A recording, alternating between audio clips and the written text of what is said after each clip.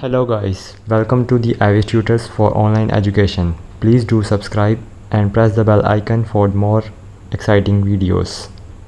2 का question number 3। जैसे हमने पिछली वीडियो में क्वेश्चन नंबर 2 किया था, क्वेश्चन नंबर 2 से मिलता जुलता काम क्वेश्चन नंबर 3 में है।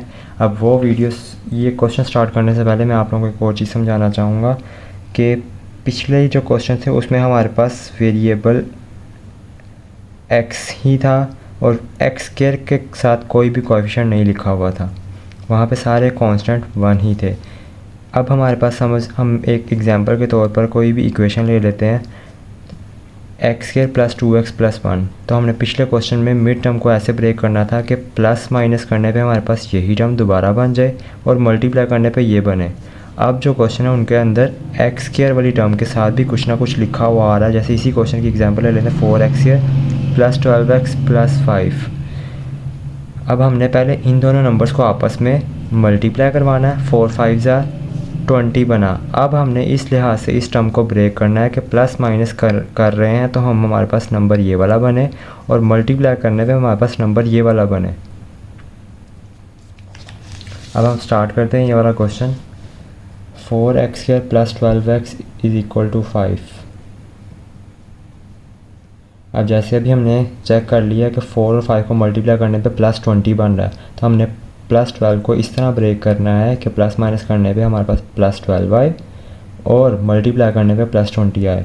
तो इसके दो फैक्टर्स बनते हैं 4x स्क्वायर प्लस, अब बीच में 10x प्लस 2x और 5 एज इट इज़। 10 और 2 को प्लस करें तो प्लस 12 भी बनता है, 10 2 20 भी बनता है। अब इन दोनों में से हम देखें तो हमें क्या कॉमन मिल सकता है। इसके पास 2 × 2 4 है, इसके पास 2 × 5 है, तो दोनों में से 2 कॉमन आ सकता है। इसके पास 2x है, इसके पास एक अकेला x है, तो हम एक x कॉमन ले सकते हैं। इधर से पीछे बचेगा 2 और एक x, इधर बचेगा 5 और x बाहर चला गया। अब 2x प्लस 5 है तो इधर भी 2x प्लस 5 पर जानी, हम इसमें कुछ भी ना कॉमन निकालें तो हमारे पास यही चीज़ आ जाती है। लेकिन हम कुछ भी कॉमन नहीं निकालेंगे तो क्वेश्चन पूरा नहीं होगा, इसलिए हम यहाँ पर 1 कॉमन निकाल लेते हैं, जिससे इक्वेशन भी सेटिस्फाई हो जाएगी और हमारा काम भी हो जाएगा। अब हमारे पास 2x प्लस 5 इसके पास भी है और इसके पास भी है। अब इन दोनों टर्म में से हम 2x प्लस 5 कॉमन निकालेंगे, पीछे हमारे पास बचेगा 2x इधर से और इधर से प्लस 1, और ये इसके दो फैक्टर्स बन गए। अब आ जाते हैं हम नेक्स्ट पार्ट की तरफ। नेक्स्ट पार्ट में हमारे पास इधर 30x स्क्वायर आ गया और इधर -15 है। अब हम 30 और -15 को आपस में मल्टीप्लाई करें तो हमारे पास आंसर आता है 450, यानी -450 आता है। हमने अब इन +7 को ऐसे ब्रेक करना है कि हमारे पास मल्टीप्लाई करने पे -450 बने और प्लस माइनस करने पे हमारे पास 7 बने। अब दो तरीके हैं कि हम 450 के एलसीएम ले लें और उसके बाद जो फैक्टर्स आते हैं उन फैक्टर्स को मल्टीप्लाई करके चेक करते रहें कि हम क्या क्या पेयर बना सकते हैं।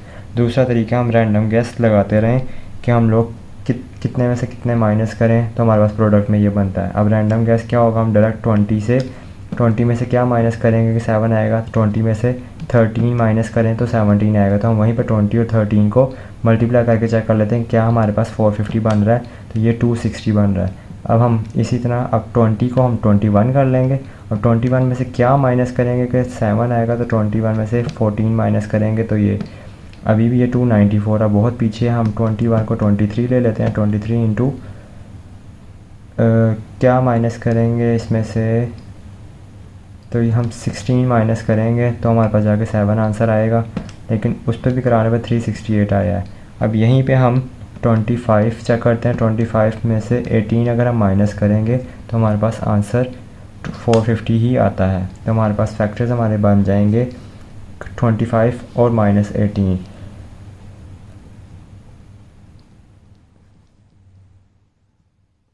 यहाँ पे 30x square as it is. अब हमें 25 और 18 में एक नंबर बड़ा और एक नंबर छोटा, हमें पॉजिटिव का साइन चाहिए तो हम पॉजिटिव का साइन बड़ी वाली वैल्यू के साथ रखेंगे। Plus 25x minus 18x minus 15, 30x square और 25x। अब ये 5 6 या 30 है, ये 5 5 या 25 है, दोनों में से 5 कॉमन निकल सकता है। इसके बाद 2x है, इसके पास 1x है, यहाँ से 1x कॉमन निकल सकता है। तो मैं यहाँ पर रह जाएगा पीछे 6 और 1x प्लस 5 5 या 25 है, एक 5 बाहर चला गया और एक ही x है वो बाहर चला गया। अब इधर हमें एक तो पॉजिटिव साइन चाहिए यहाँ पे, यहाँ पे नेगेटिव है तो हम एक तो नेगेटिव साइन कॉमन ले लेंगे, दूसरी बात हमें यहाँ पे 6 चाहिए, तो 6 3 18 होता है तो मैं 3 कॉमन ले लूँगा। तो यहाँ पे एक तो माइनस बाहर चला गया, इधर आ जाएगा 6 और x माइनस बाहर चला गया तो प्लस। अब 3 5 15 होता है, 3 बाहर चला गया 5 अंदर। अब इधर इसके पास भी 6x + 5 है, इसके पास भी 6x + 5 है, दोनों से 6x + 5 कॉमन लूँगा तो पीछे बचेगा 5x - 3। ये इसके दोनों फैक्टर्स बन गए। नेक्स्ट पार्ट में आ जाए तो नेक्स्ट पार्ट में भी दोबारा 24x² - 65x + 21 है। बस अब इन जिस तरह क्वेश्चन नंबर 2 के अंदर हर पार्ट में फर्स्ट x², यहाँ पे x², ये भी x², उनके सारे x² में 1 था। अब यहाँ पे 1 नहीं है, यहाँ पे वैल्यू चेंज है और दोबारा क्वेश्चन रिपीट हो रहे हैं। इधर दोनों plus, first plus second minus, first minus second plus, इसी तरह बाकी पार्ट्स रिपीट होते जाएंगे। तो अब इसके भी फैक्टर्स, पर्सनल मेरा ओपिनियन यही है कि हम लोग वाइल्ड गैस से ही जाएं। अगर हम दूसरा एलसीएम वाला तरीका अपनाते हैं उसमें टाइम वेस्ट होता है और हमने पेपर में ज़्यादा से ज़्यादा अपना टाइम बचाना होता है। अब अगर हम इसमें दोबारा वाइल्ड गैस लगाएंगे तो हमारे पास फैक्टर्स आके बनते हैं -56 एंड -9।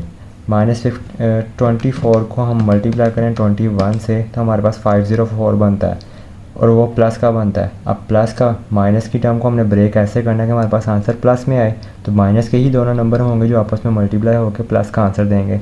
तो वो किस बेसिस पे बन सकते हैं, जब हम -56 को मल्टीप्लाई करवाएं -9 के साथ तो वो 50 आंसर ही दे रहे हैं। तो हम यहाँ पे फैक्टर इसको ब्रेक करके कैसे लिखेंगे, -56x - 9x + 21 इक्वल। अब इसमें से कॉमन क्या निकल सकता है, 8 3 = 24, 8 7 = 56, दोनों में 8 कॉमन है, वो मैं 8 कॉमन निकालूंगा और इसके पास 2x है, इसके पास 1x है तो 1x कॉमन निकालूंगा। तो इधर 3 × x माइनस यहाँ पे 7।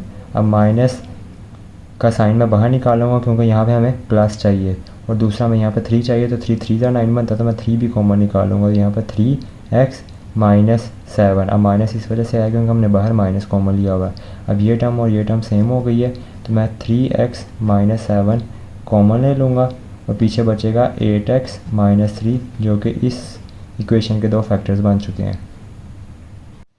अब पार्ट नंबर 4 देखें तो पार्ट नंबर 4 में भी दोबारा अब दोनों टर्म्स माइनस की हैं, यानी हमने माइनस वाली ही टर्म को ब्रेक करना है और आंसर प्रोडक्ट भी माइनस में लाना है। तो ये एक ही सूरत में हो सकता है कि एक नंबर पॉजिटिव हो एक नंबर नेगेटिव हो, तो वो दोनों मल्टीप्लाई होकर ही नेगेटिव आंसर देंगे।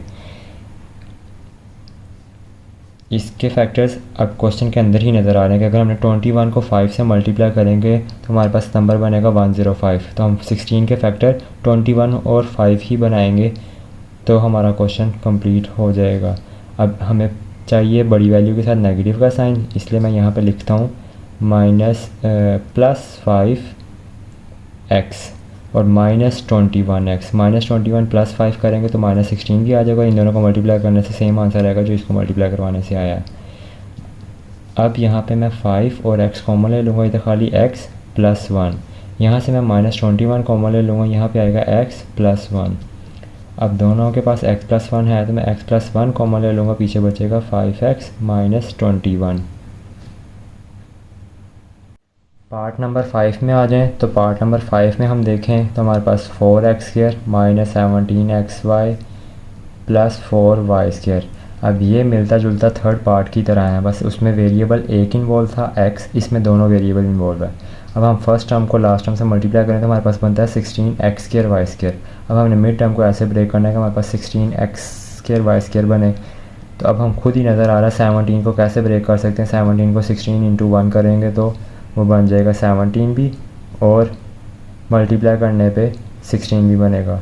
तो -16xy - xy + 4y², इन दोनों को मल्टीप्लाई करवाएंगे तो हमारे पास 16x² y² भी बन जाएगा, प्लस माइनस माइनस प्लस करने पे 17xy भी बन जाएगा। तो इधर से हम कॉमन निकालेंगे 4 और एक x, इधर बचेगा 1x - 4y।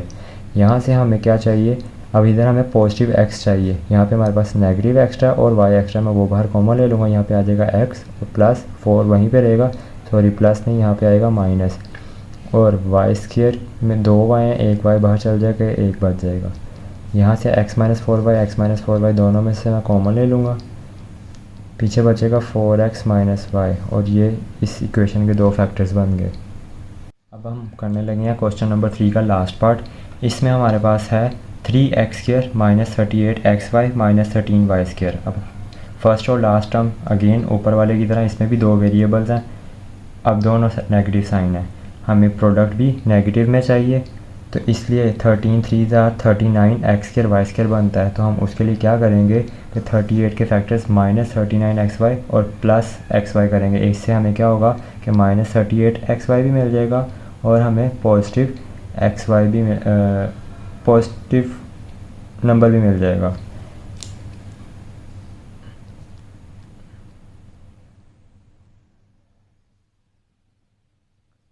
इस क्वेश्चन का सोल्यूशन कंप्लीट करने से पहले मैं आप लोगों को बताना चाहूँगा कि जो लोग भी क्वेश्चन नंबर 1 और 2 इस एक्सरसाइज का समझना चाहते हैं तो उनकी वीडियोस अपलोड हो चुकी हैं, जिसका लिंक इसी वीडियो के डिस्क्रिप्शन में भी दे दिया जाएगा। वो डायरेक्टली उस लिंक पर क्लिक करके भी वो वीडियो देख सकते हैं। और कोई भी क्वेश्चन में समझ ना आया हो या कुछ भी क्वेश्चन हो तो आप कमेंट सेक्शन में भी रब्ता कर सकते हैं, और चैनल के बायो में भी एक व्हाट्सएप नंबर दिया गया है, वहाँ पे भी आप कुछ भी पूछ सकते हैं।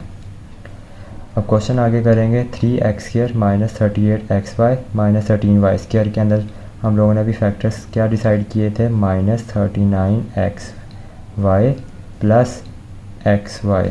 अब इनको प्लस माइनस करेंगे तो माइनस 38xy भी मिल जाएगा, और इन्हीं को मल्टीप्लाई करने पे हमें माइनस 39xy स्क्वायर भी मिल जाएगा।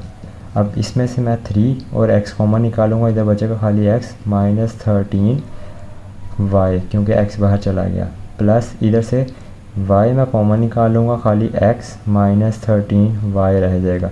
अब x माइनस 13y इधर भी है और उसके पास भी है, इन दोनों टर्म्स में से मैं x माइनस 13y कॉमन निकाल लूँगा, पीछे बचेगा 3x प्लस y जो कि इसके दोनों फैक्टर्स बन चुके हैं।